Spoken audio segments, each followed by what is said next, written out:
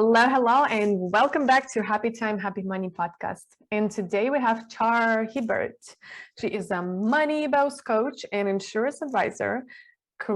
She is all about the money to empower women to have a better relationship with their money.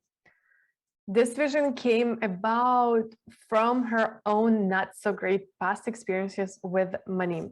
Her mission is to increase financial education in women so more can save, invest, and become the true money boss queens. Hi, and welcome, Char.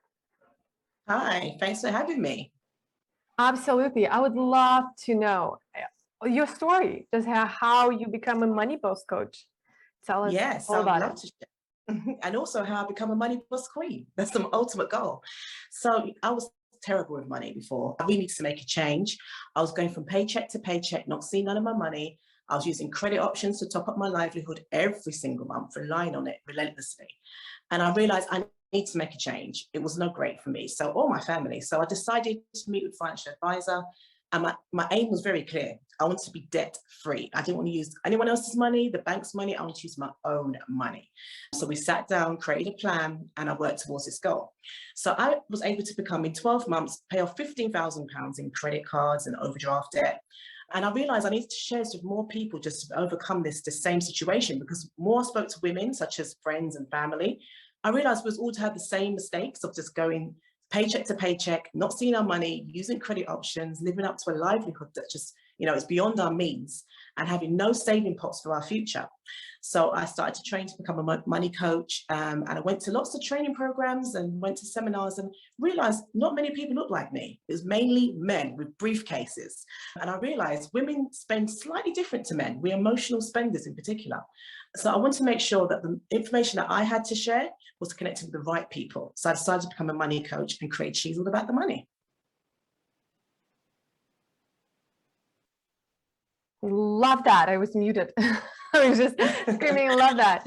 Absolutely. Well, so what are you specializing in onto, what would be your recommendations on what is the first steps when people want to get in control with their money?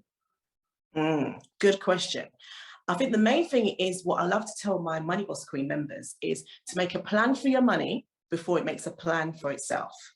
And I'm talking about that good old-fashioned budget plan, because most of the time we don't know where our money's going because we're just not telling you what to do. So having a clear budget plan is really going to help you to take control, get back in that driving seat and see where all your ingoings and outgoings are. And it also helps you to draw back and see if you are spending more than you have coming in. So having a good old-fashioned budget plan is a good place to start. Secondly, I would always say that it's very important to live within your means.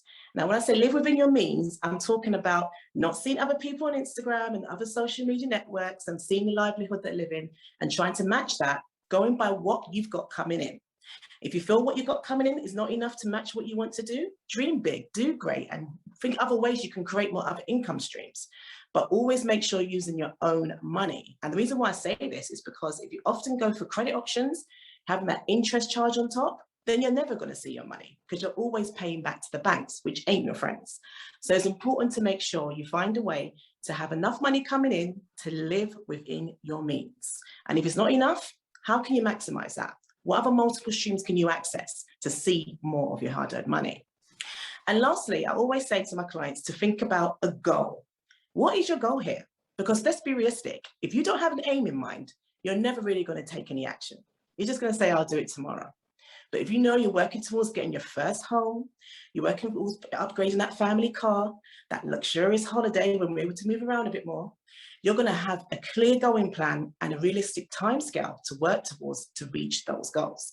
So it's really important to think about what is my short-term, medium-term, and long-term goals. And if you're in a relationship, do those goals match your partners as well? Something to think about, right? Absolutely. So what will be number, I want to say number 10, number 3, top 3 mistakes when people making that you see in your work? I would say the main thing is around, as I said, about living with it outside of your means and going for those credit options, assuming it's your own money, which is something that I was doing myself. I think we get so excited when we actually offered a new credit card or overdraft increase. We feel that the banks are our friends, but we forget we've got to pay that back, and often slapped on with a large interest fee. So we need to just get into a habit of recognizing that money's not yours, and getting into a habit of spending our own money, building our own saving pots, having realistic saving goals in mind. So that way you actually can use your own money to reach what you're trying to achieve. So it's about us moving back to the original, or what I've just said just now, thinking of what is it I want to achieve? How long is it going to take me to reach that goal with what I have? And how can I avoid actually using more credit options to reach that in a quicker way, but then still paying those interest charges on top? Why have you decided to focus on women? I know you said that when you walked into seminar, there's a man only, but like, why isn't that was your focus? Because there is more clients and men. So I why understand women? that, yeah. It's often people will say things like, when men be offended sometimes, they say, why not us as well? But everyone has their niche, right? There's only one me. And I'm very passionate about women because I think we need to be more empowered when it comes to women, when it comes to finances, because we have to undermine the fact that women run the finances at home. Usually, no matter what comes in, whether it's they're working for themselves or whether they're even a partner and they're sharing the funds, no matter what the money's coming in, there's food on the table, the bills are paid, and they often make important financial decisions in the household. But then they're undermined when it comes to decisions such around investing. People think that women are not great investors. However, research has shown that women are risk averse. So that makes them better investors than men, as long as they have the right information and knowledge. So I'm just very much more passionate about women being empowered with the skills they already have to actually make the most of it and do more with their money. Because I think often the mistakes we make is just down to lack of education. Love it. And the last question that I always ask on this podcast, filling the blank statement for me, it sounds like this. If you really knew me, you will know that I am blank. A serial holiday taker. Oh, I'll take that one on. I'm a serious traveler, and I love holidays, travels, anything that you can, create a vacation for. Any excuse. We don't need excuse, Any right? excuse. That was the right word. Any excuse. Yes, definitely. I do love to holiday. And just on that note on holidays, it's about having a goal as well. So say, for example, you want to go on holiday. It doesn't mean you have to whip out the credit card and slap it on when you see those deals.